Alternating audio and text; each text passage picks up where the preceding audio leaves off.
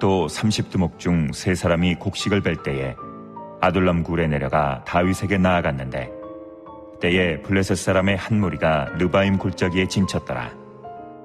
그때 다윗은 산성에 있고 그때 블레셋 사람의 요새는 베들레헴에 있는지라. 다윗이 소원하여 이르되 베들레헴 성문 곁 우물물을 누가 내게 마시게 할까 하매 세 용사가 블레셋 사람의 진영을 돌파하고 지나가서 베들레헴 성문 곁 우물물을 길어가지고 다윗에게로 왔으나 다윗이 마시기를 기뻐하지 아니하고 그 물을 여호와께 부어드리며 이르되 여호와여 내가 나를 위하여 결단코 이런 일을 하지 아니하리이다. 이는 목숨을 걸고 갔던 사람들의 피가 아니니까 하고 마시기를 즐겨하지 아니하니라. 세 용사가 이런 일을 행하였더라. 햇사람 우리아라. 이상 총수가 37명이었더라.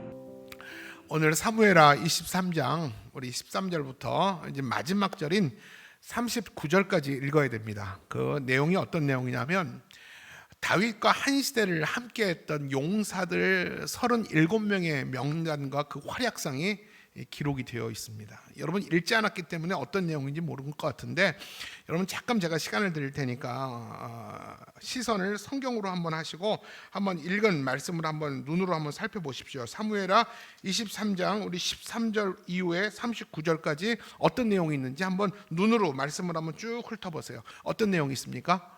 용사들 37명의 이름이 나열되어 있습니다. 맞죠? 확인하셨으면 이제 저를 보셔도 됩니다.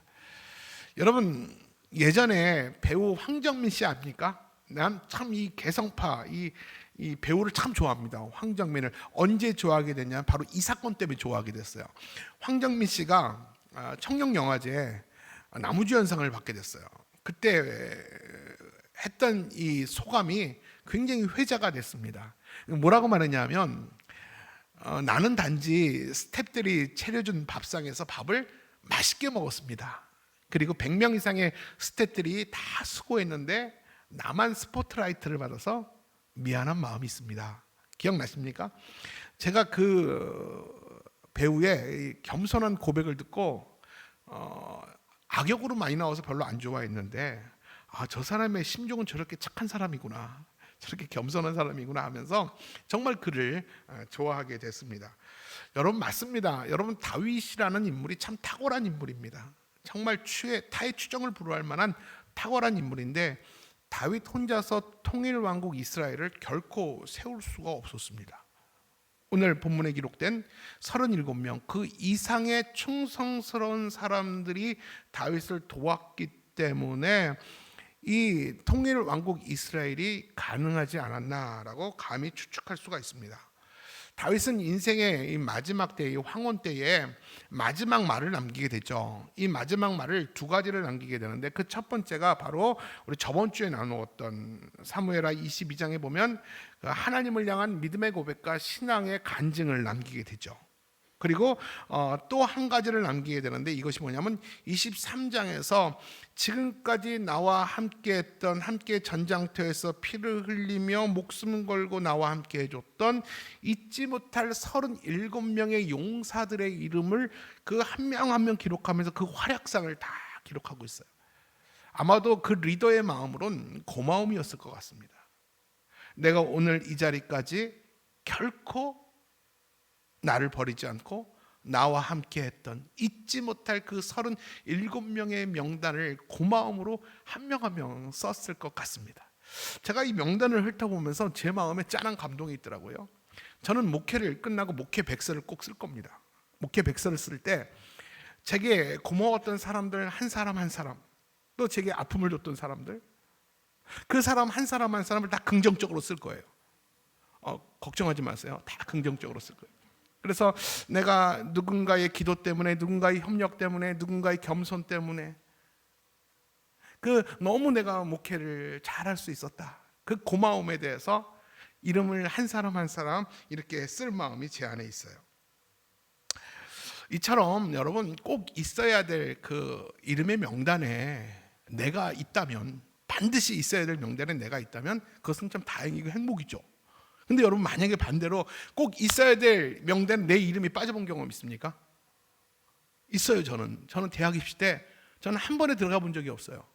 저는 참 실패를 많이 한 사람인데 예전에는 그 대학 입시를 치르면 그 대학에 가서 그 명단을 확인했어요. 근데 저는 그때 2.3대 1인가 그랬어요. 뭐 굉장히 뭐 누구나 들어갈 수 있는, 저는 그래서 당연히 들어갈 거라고 생각하고 거기서 확인하고 제가 춘천으로 여행 가기로 친구들과 다 계획을 하고 친구들과 같이 즐거운 마음으로 보러 갔는데 있을까요, 없을까요? 있었으면 제가 말을 안 해요. 없었어요. 저는 진짜 충격을 받았어요. 진짜 충격을 받아가지고 왜 없지? 그래서 저건 행정 오류다. 그래서 교무실까지 학교까지 찾아갔던데 행정 오류가 아니라 네 실력이 오류래요. 제가 진짜 진심으로 충격을 받아가지고 춘천을 가지 않고 다시 집으로 왔던 기억이 나는데 그날 무지하게 추웠던 기억이 납니다. 그래서 저는 있어야 될 명단은 내 이름이 없는 거 참 마음 아픈 일이죠. 근데 뭐 다시 재수하고, 그때는 후기라고 있었어요. 후기에 가도 됐어요. 근데 진짜 문제는 뭔지 아세요? 마지막 날 하나님 심판대 앞에 섰을 때 하나님 나라 생명책에 내 이름이 없다면, 아무리 찾아봐도 내 이름이 그 생명책에 기록되어 있지 않다면, 이것은 여러분 정말 큰일 아닐까요? 정말 큰일입니다. 오늘 사무엘하 23장에 37명의 이름이 빼곡하게 기록된다는 것은 뭐냐면, 다윗이 이룬 하나님의 나라는 이런 사람들이 필요했다라는 것입니다.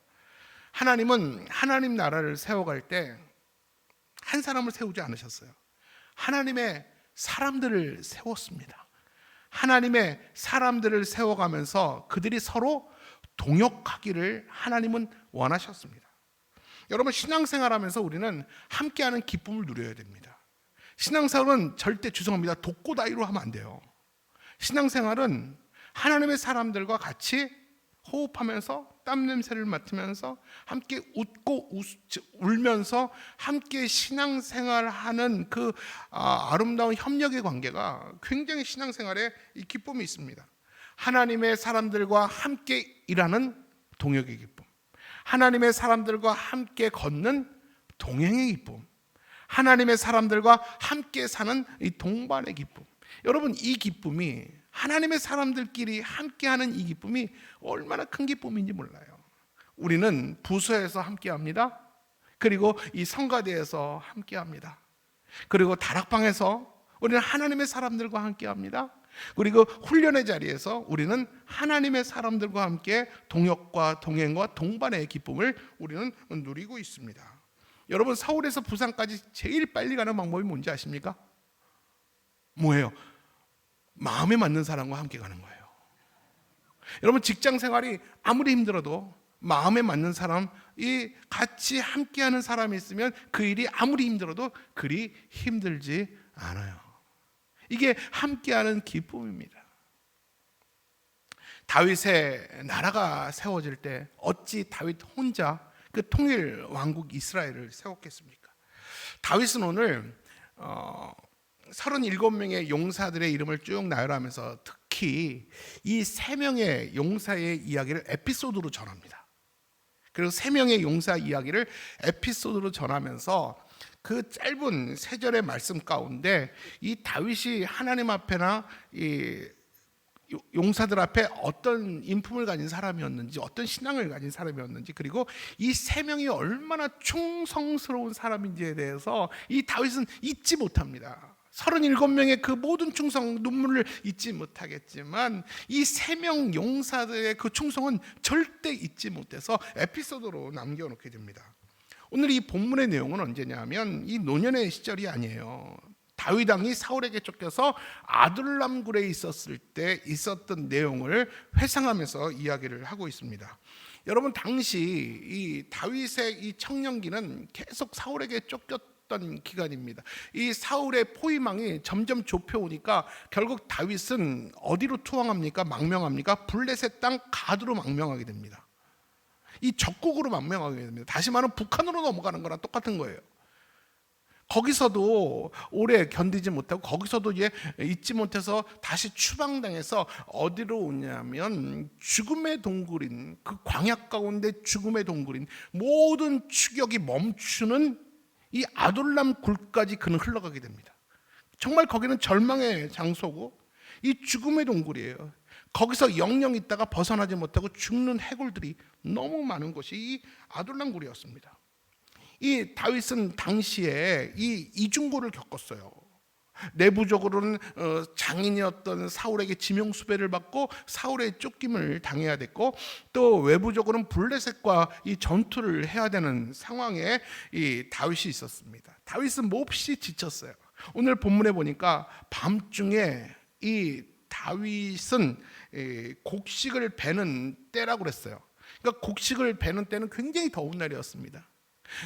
이 쫓기는 신세와 전쟁하는 그 처지에 지쳐있던 다윗은 더운 날에 너무 목이 말랐던 것 같습니다. 그래서 혼잣말로 이렇게 중얼거려요. 그 내용이 어떤 내용이냐면 15절의 말씀이에요.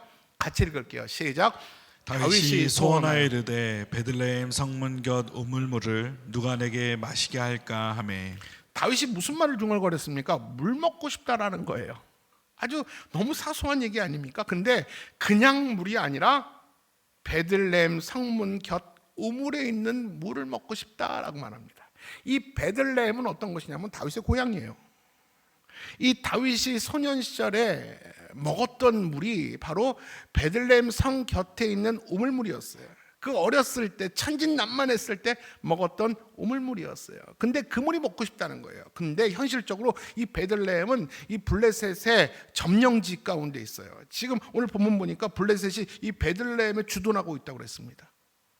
그 베들레헴을 가지 못하니까 더욱더 그 물이 먹고 싶었던 거예요. 여러분, 다윗이 물이 없어서 베들레헴 물을 찾았겠습니까? 아니에요.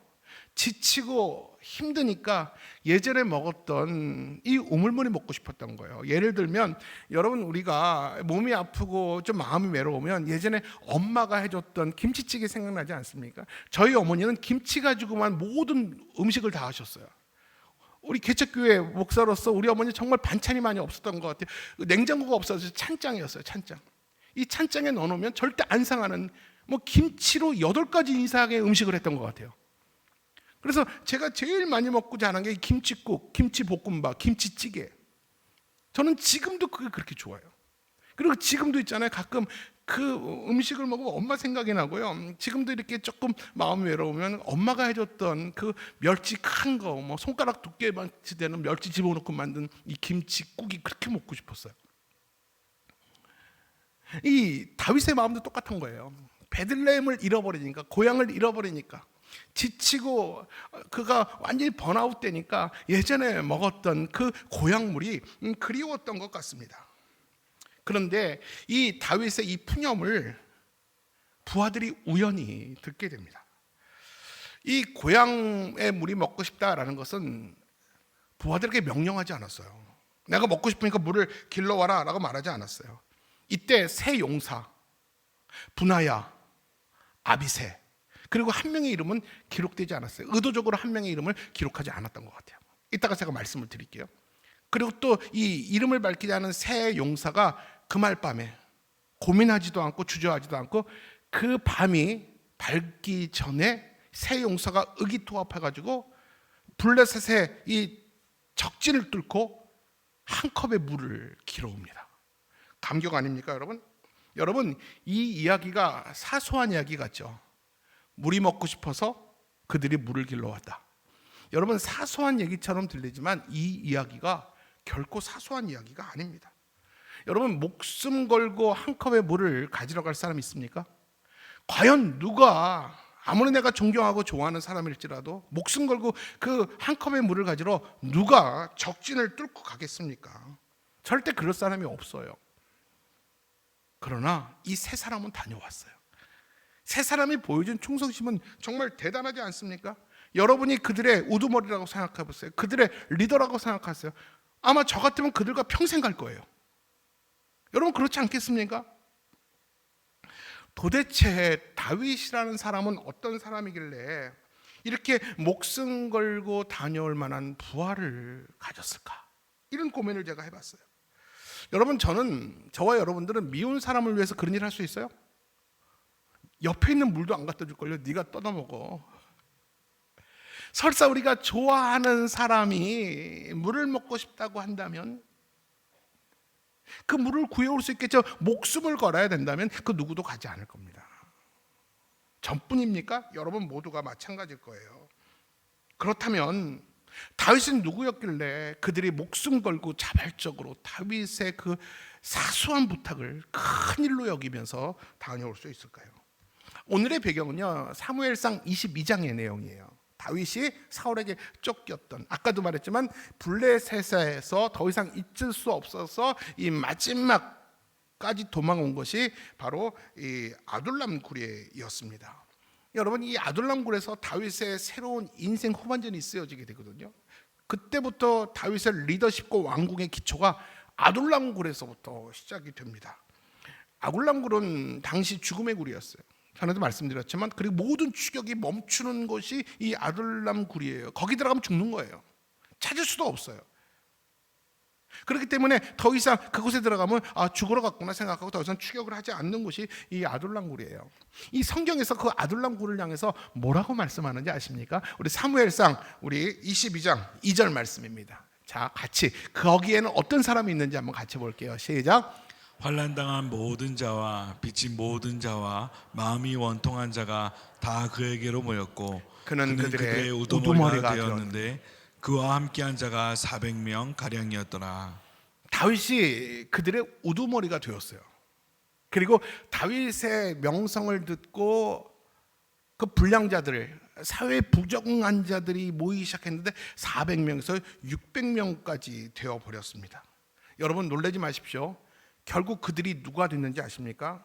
앞으로 통일 왕국의 주역들이 됩니다. 이 사회 부적응자들이, 범죄자들이, 약하고 비겁한 자들이 리더 다윗을 만나더니 그들이 만들어졌어요. 그래서 그들이 충성스러운 자가 되어서 이 다윗이 오늘 자신 주위에 있는 37명의 이름 중에서 과연 몇 명이 그 사람들 출신인지 모르겠지만 상당한 자들이 바로 다윗의 용사들이 되고 다윗의 충신들이 됐다라는 것입니다. 다윗의 리더십은 그곳에서 그들을 품기 시작하면서 다윗의 리더십이 거기서부터 만들어지기 시작했어요. 다윗은 그들을 가슴으로 낳은 자녀들처럼 그들을 끌어안고 사랑했어요. 무엇보다 그들은 다윗으로부터 하나님을 배우고 하나님께 예배하는 법을 또한 배우게 됩니다. 그렇기 때문에 여러분 상상해 보세요. 다윗이 아둘람 굴에 우두머리로 있으면서 그 아둘람 굴에 있었던 그 시기와 그때는 그 다윗과 백성들, 그 600명 사람들의 관계는 어떤 관계겠습니까? 다윗은 자신의 부하들을 가슴으로 낳고 그 부하들은 다윗을 향하여 가슴으로 사랑했어요. 그렇기 때문에 그 아둘람 굴은 철저히 사회로부터 격리됐지만 생명을 나누는 생명의 공동체였어요.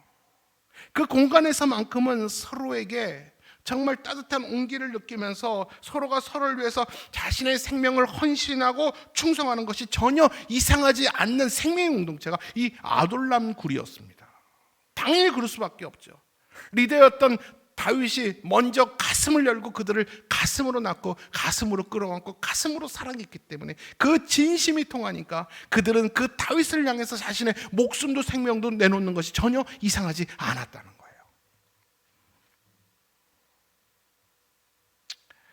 여러분 참 충성이라는 게 뭘까요? 여러분 뭐가 충성이라고 생각하세요? 우리는 하나님께 충성하는 자들이잖아요. 우리는 나라에 충성하는 국민들이잖아요.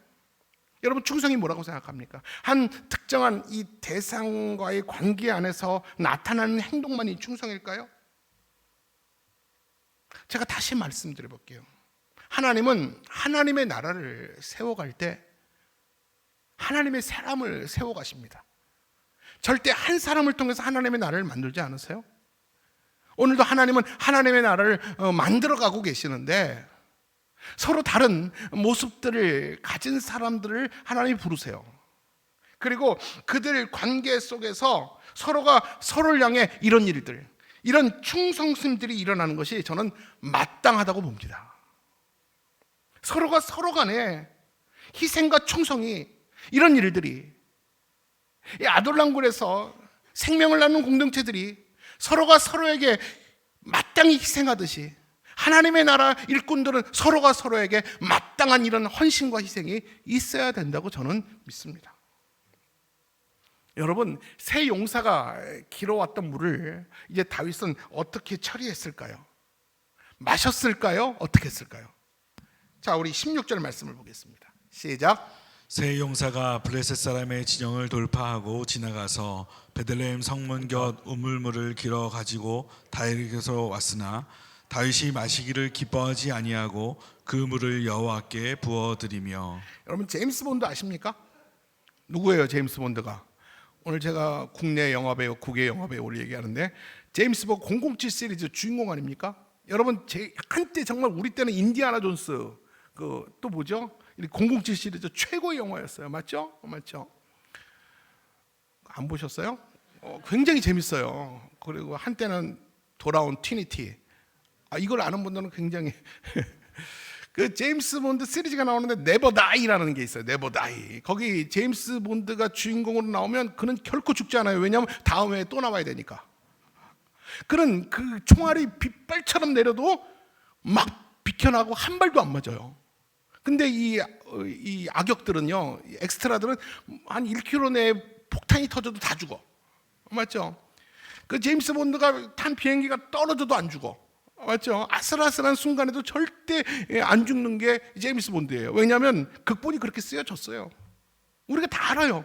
극본이 절대 쓰여졌기 때문에 안 죽는다는 거. 그렇기 때문에 그는 목숨을 담보로 엄청난 일들을 합니다. 그러나 여러분, 저는 이 생각했어요. 베들레헴에 진입한 그 새 용사는 과연 이런 네버다이 극본을 가지고 들어갔을까?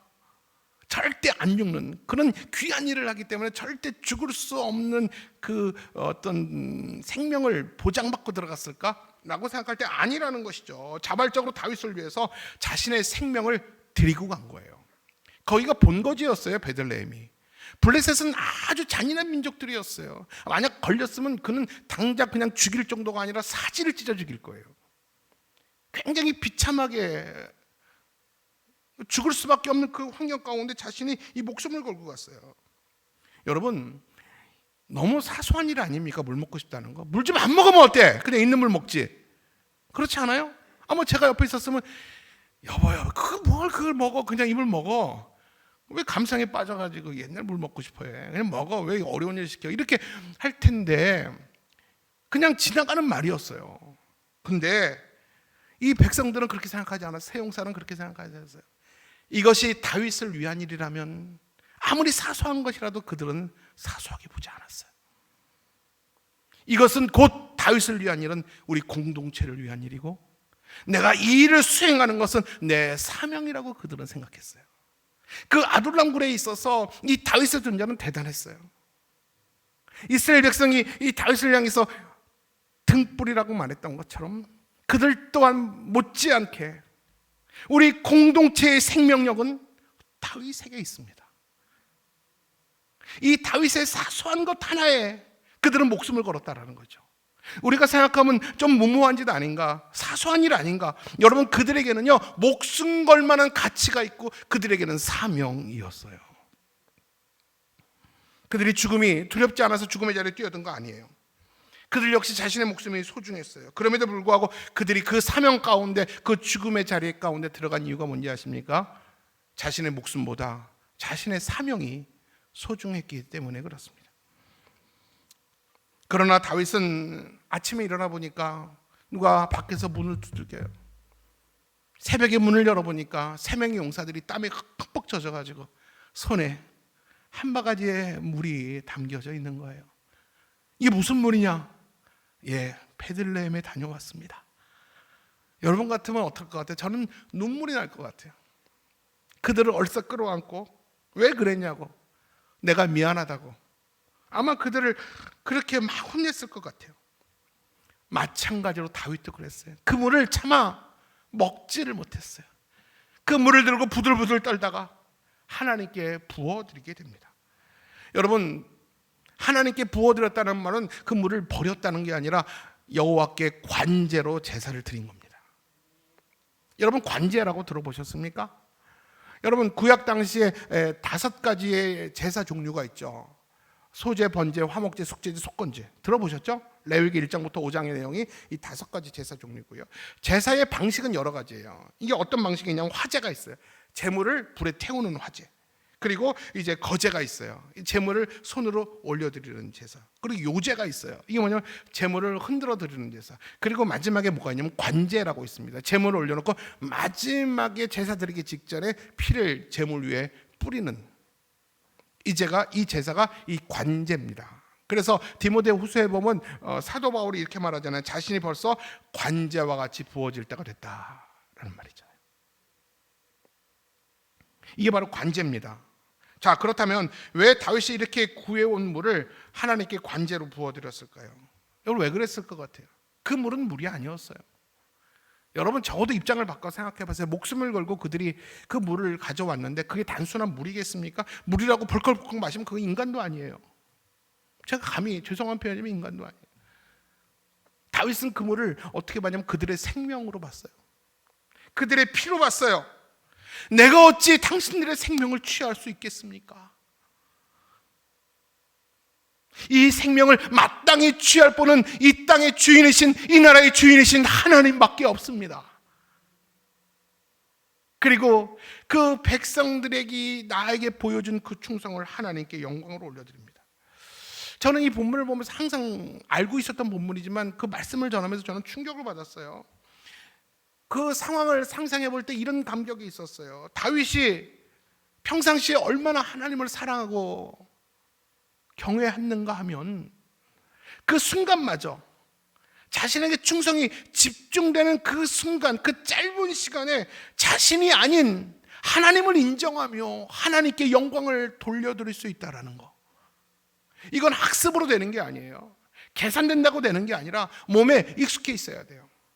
내가 받을 영광이 아니라 모든 영광과 자랑은 하나님께입니다. 이게 몸에 익숙해 있기 때문에 그 짧은 시간, 그 감동의 시간,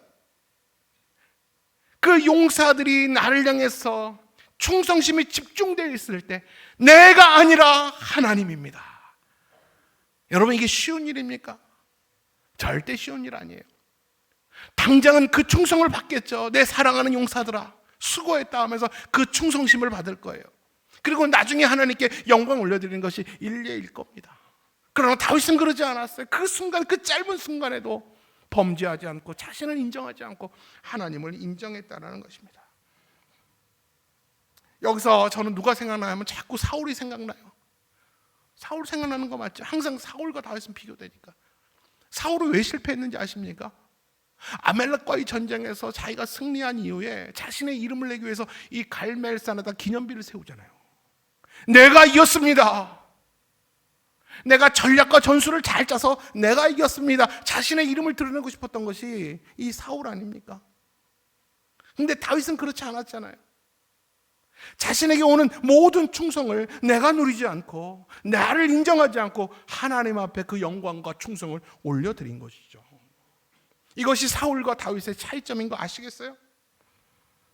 저는 이 본문을 보면서 그래, 다윗이야말로 진짜 하나님 나라의 대리통치자구나. 그가 범죄하고 인간이 연약하여 실수했을지라도 그는 하나님 나라의 진짜 충신이구나 라는 사실을 저는 발견했고요. 그리고 그러니까 이 다윗이 죽을 죄를 져도 하나님이 다윗을 사랑할 수밖에 없구나. 그 마음의 진심을 하나님은 다윗의 마음을 안 거예요. 그런 다음에 다윗의 행동이었어요. 자, 17절이에요. 17절 같이 한번 읽어볼게요. 시작. 이르되 여호와여 내가 나를 위하여 결단코 이런 일을 하지 아니하리이다. 이는 목숨을 걸고 갔던 사람들의 피가 아니니까 하고 마시기를 즐겨하지 아니하니라. 새 용사가 이런 일을 행하였더라. 다윗이 즉각적으로 회개했어요.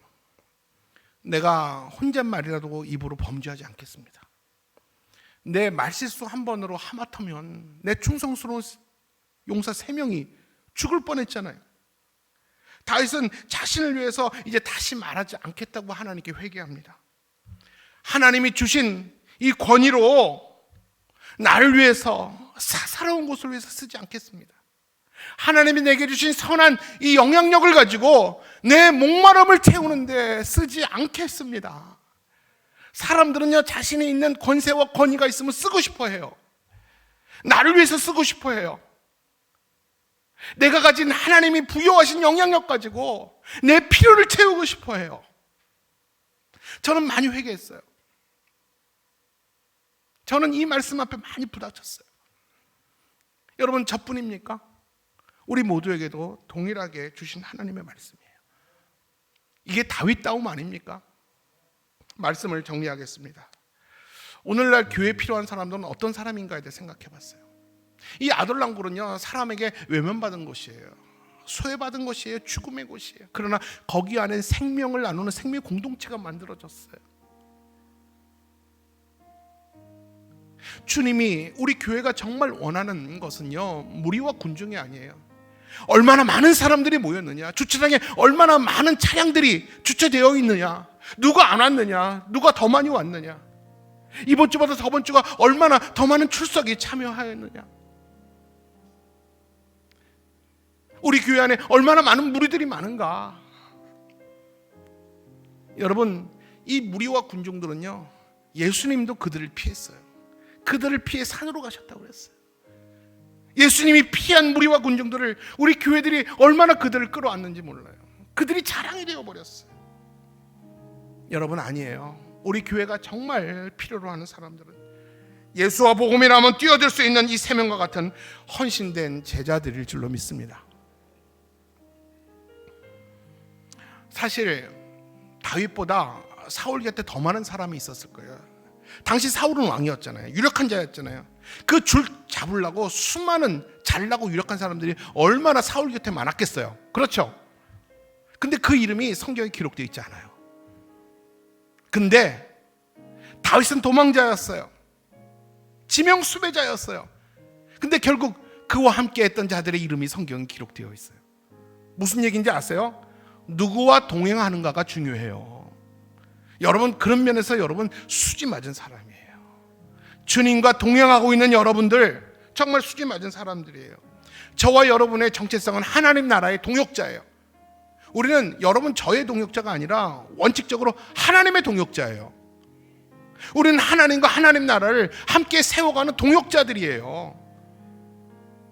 우리 마지막 날 생명책에 하나님 나라를 함께 이루어갔던 사람들의 이름을 쓸 때 저와 여러분의 이름이 반드시 있어야 될 줄 믿습니다.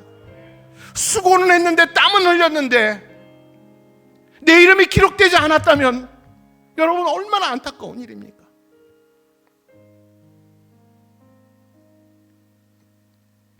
근데 여러분, 더 충격적인 얘기 한마디 해드릴게요. 이 얘기만 하고 말씀 마칠게요. 여러분, 37명의 명단 중에서 있어야 될 사람의 이름이 없었어요. 누구냐면 요압. 여러분, 가히 충격을 받지 않았어요? 저는 굉장히 충격을 받았어요. 저는 못 알았어요. 주석을 보고 나서 알았어요. 여러분, 요압은 다윗 왕국에 없어서는 안 된 기둥이에요. 1등 공신이에요. 그를 빼고 다윗의 왕국을 이야기할 수가 없어요.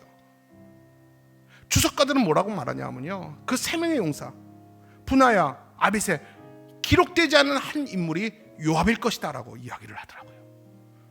근데 왜 요압의 이름이 빠졌을까요? 무명의 용사들의 이름이 다 올라갔는데 왜 당연한 요압의 이름이 빠졌을까요? 실수일까요? 행정착오일까요? 아니에요. 의도적으로 그 이름이 빠진 거예요. 뭘 의미하는 겁니까? 사람의 평가와 하나님의 평가는 이렇게 다를 수 있다라는 거예요. 주님을 위해서 평생을 수고하며 하나님을 위해서 내 삶을 닳도록 주님을 위해서 쓰임받았는데 하나님의 그 생명책의 이름에 기록되지 않았다. 얼마나 비극이에요. 하나님의 영광이 아니라 내 영광을 위해 살아왔습니다. 하나님의 이름이 높아지는 것이 아니라 내 이름이 높아지는 곳에 살았습니다. 하나님의 열심이 아니라 내 열심으로 하나님을 섬기는 요압같이 내가 살아왔습니다. 여러분, 그런 어리석은 사람이 우리 가운데 없기를 주님의 이름으로 축원합니다. 그런 사람이 없기를 바라요. 오늘 하나님의 교회는 이 세 용사와 같은 충성스럽고 하나님의 일이라면 기쁨으로 달려와 헌신할 마음의 준비가 있는 사람이 필요합니다. 저는요, 담임 목사로 원칙이 있어요. 어떤 사역과 일을 맡길 때 그 사람이 싫다 그러면 전 절대 안 맡깁니다. 저는 그런 자존심은 내 자존심이 아니라 하나님의 자존심이에요. 여러분 누구도 마찬가지입니다. 저거 부교육자한테 그래요. 순장을 맡기고 어떤 사역을 맡겼을 때 그 사람이 싫다면 절대 맡기지 마라. 없으면 하나님의 나라는 없으면 하나님이 하신다. 그런 무리와 군중들 필요 없습니다. 정말 하나님의 교회는 하나님의 일이라면 목숨 걸고 뛰어드는 예수와 복음을 위해서 충성스러운 하나님의 사람들을 지금 하나님은 찾고 계세요. 그러나 그 헌신은 그냥 되지 않아요. 예배의 자리에서, 훈련의 자리에서 주님의 손으로 만들어져 가고 있습니다. 아둘람 굴에서 다윗이 그 마음을 열고 그 가슴으로 한 사람 한 사람을 말씀으로 만졌을 때 그들이 만들어졌던 것처럼 우리 하나님이 오늘도 예배의 손길로 훈련의 자리에서 여러분들을 정교하게 오늘도 헌신의 사람들로 만들어 가실 거예요. 오늘 이 자리가 하나님의 이 작품의 자리예요. 사랑하는 성도 여러분, 그러니까 예배 자리에 오실 때마다 되는 대로 나오지 마세요. 그냥 오지 마세요. 매주 예배마다 훈련마다 여러분의 목숨이 묻어나야 됩니다. 그래서 내 생명의 핏잔을 하나님께 부어드리듯이 우리의 모든 예배가 우리의 진심이 쏟아지는 예배가 되기를 주님의 이름으로 축복합니다. 우리의 진심과 하나님의 진심이 만나는 것이 예배예요. 그때 하나님이 우리를 만들어 가시고 하나님이 찾는 새 용사처럼 충성스럽고 헌신된 사람들로 하나님이 우리를 빚어가게 될 줄로 믿습니다. 사랑하는 여러분, 제가 담임 목사로 꼭 부탁합니다. 여러분의 이름이 생명책에 한 문도 빠짐없이 다 기록되기를 주님의 이름으로 축원합니다. 기도하겠습니다. 사랑하는 성도 여러분, 예배당을 나가기 전에 하나님 앞에 다윗처럼 늘 하나님을 사랑하고 경외하는 삶이 내 삶의 일상이 되게 하여 주옵소서. 내가 받을 수 있는 내게 집중된 충성까지도 자랑까지도 면류관까지도 내가 아닌 주님께 올려드리는 참으로 하나님 앞에 충성스러운 자가 내가 되게 하여 주옵소서. 내 평생의 소원은 남은 여생 주인도 따라 살아갈 동안에 늘 주님께 사랑과 충성 올려드리는 하나님 나라의 대리통치자, 하나님 나라의 충신이 내가 되게 하여 주옵소서. 그 은혜가 저와 여러분 가운데 있기를 주님의 이름으로 축원합니다.